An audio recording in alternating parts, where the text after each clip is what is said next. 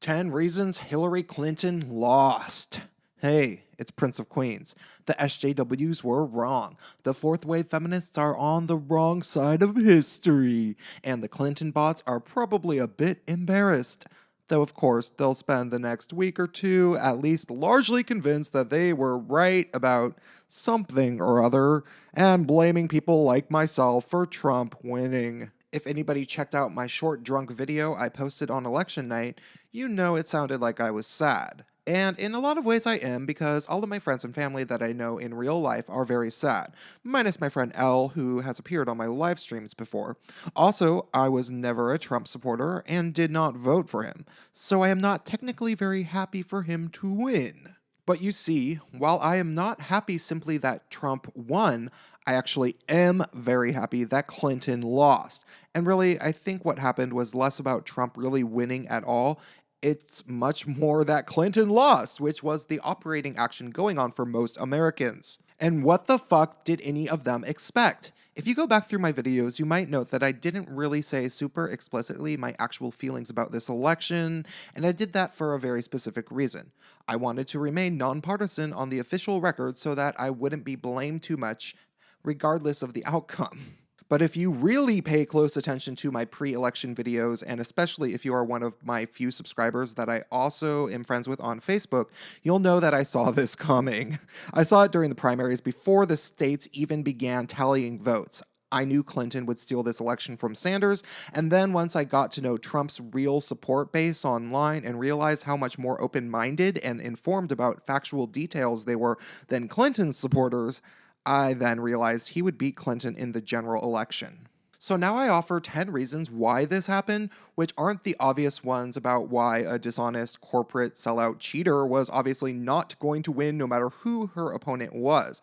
And yes, it will be delicious to eat my sweet dish of revenge served cold, while I imagine all the triggered SJWs who did me wrong this past year listening to me laugh last, even though they likely will never see this video and they have me blocked on social media.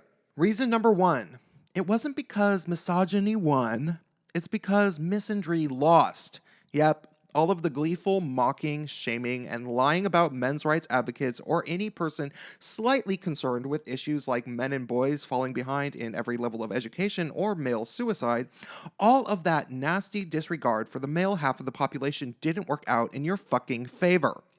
We were saying, but what about the men's? For a reason.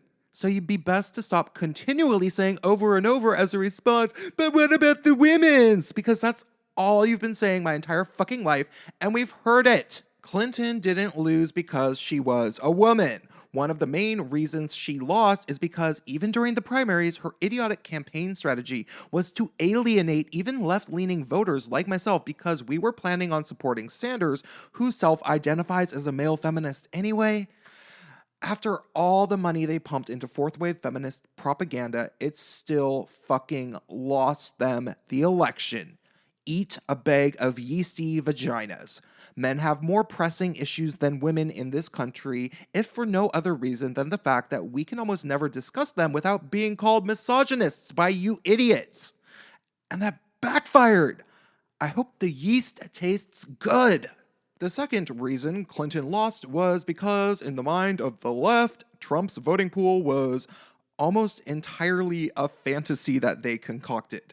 People didn't support Trump because everybody was bigots like you imagined in your fucking heads, but because you didn't even bother to communicate with Trump supporters, as you had them all blocked, and instead not only tried to play mind reader, but much more than that. You tried to read the minds of people that didn't necessarily even exist.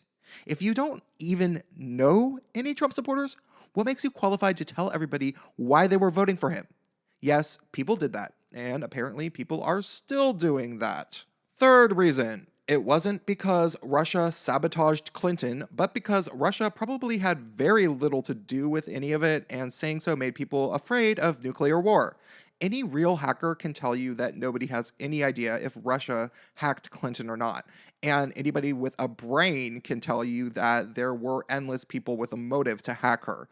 So when she stands around blaming Russia during debates, and we know Russians are watching, that is bound to make a few people nervous about her diplomacy skills with that superpower of a nation. Fourth reason is one of the only policy issues she might have had in her favor, which is healthcare. I personally am totally afraid of losing my healthcare now, but people didn't vote for Trump because people simply hate Obamacare, which many people do, but also because Clinton didn't spend enough time explaining how she would improve it. She just said, in effect, I care about healthcare. I'll improve it. If she spent less time talking about him being a misogynist and more time saying how exactly she might improve it, maybe that would have gotten her some votes. Fifth reason she lost is not because people have an irrational fear of Islam or what they call Islamophobia, but rather because being told not to have any fear of Islamic extremism or that makes you racist was ineffective. What type of idiot shrugs off all of the European attacks that have been well publicized by mainstream media, as well as the Orlando attack, in favor of thinking that it's not a big deal, I'm not racist, Islam is just fine? Sorry, but Trump was right. She never even admitted that it was a problem, and that was a big mistake of hers. Reason 6 Trump won wasn't because people didn't listen to minority and female voices and voters. It was because so many people spent the past 4 years constantly listening to minorities and women in media and on social media whose voices were overrepresented unnaturally, simply to suit the fourth wave intersectional feminist agenda. Sorry, but people don't actually like Lena Dunham, Francesca Ramsey, Amy Schumer, Sean King, DeRay McKesson, Leslie Jones, nor did they like the SJW-oriented song Formation by Beyonce because it was an utter garbage song, even though I like a lot of Beyonce songs. A lot of people, myself included, listened and believed feminists like Anita Sarkeesian for long enough to get the message, but eventually came across irrefutable proof that she is a goddamn liar. And then we began questioning absolutely everything told to us by the fourth wave intersectional social justice narrative and realized most of it was bullshit, almost all of it. So go to hell. We shut up, we listened long enough, and now maybe you should take a seat for a while because we have a lot to explain to you. Reason 7 she lost wasn't because gay men were tricked into voting for Trump like fools, but because they were cast out of the left like their individual and collective concerns no longer mattered. We got sick of being told we are no longer oppressed, that we have male privilege, that we are all racists for either not dating men of color or being called racists for dating men of color. Hell, they even tried to say that we frequently sexually assault women.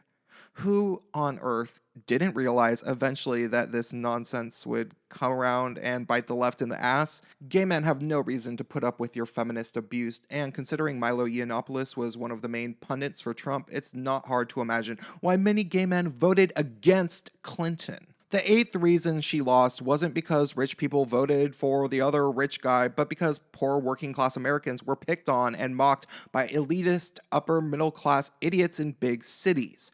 Sorry, but Clinton was the Wall Street candidate and everybody knows that. And she attacked the working class by calling them all bigots. Bad strategy. The 9th reason she lost wasn't because white people are going to somewhat soon be no longer a simple majority as compared to the combined total of all non-white people in the US, but because there were individuals within every one of those groups that saw that Clinton wasn't really looking out for everybody besides the rich.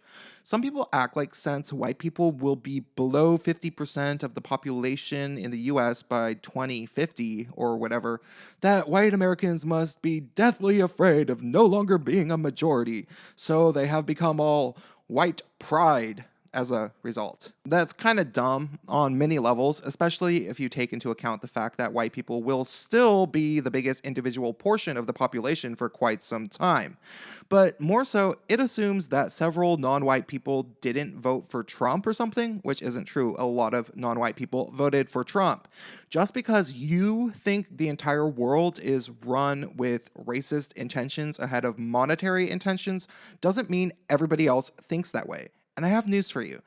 Thinking to yourself that white supremacy is the main issue that powers everything by itself makes you actually kind of racist. If you truly believe that everybody only cares about racism, that's what powers the whole world, that's you being racist. That's you obsessing over race. Get it through your head. The 10th and final reason this really happened wasn't because people were ignorant and not reading the news like you were. It's because people were smarter than you and got their news from different sources. The people who didn't trust the stupid polls you kept looking at ended up being right. The people who didn't trust the New York Times and CNN ended up being right. The people who didn't even trust NPR, but instead watched the Rubin Report, Sargon of Akkad, and even InfoWars ended up being right. We are now officially in the second stages of an internet populist-driven media revolution in which the mainstream career media talking heads are now going to face a reckoning, and many will lose their jobs as they will be fired for bad reporting and because general audiences no longer trust them. They'll start trusting small channels like myself more than all the quote-unquote journalistic professionals who lied to them for years. So if that pisses you off, drop me a comment about why exactly and stay tuned for more videos. I am just getting started.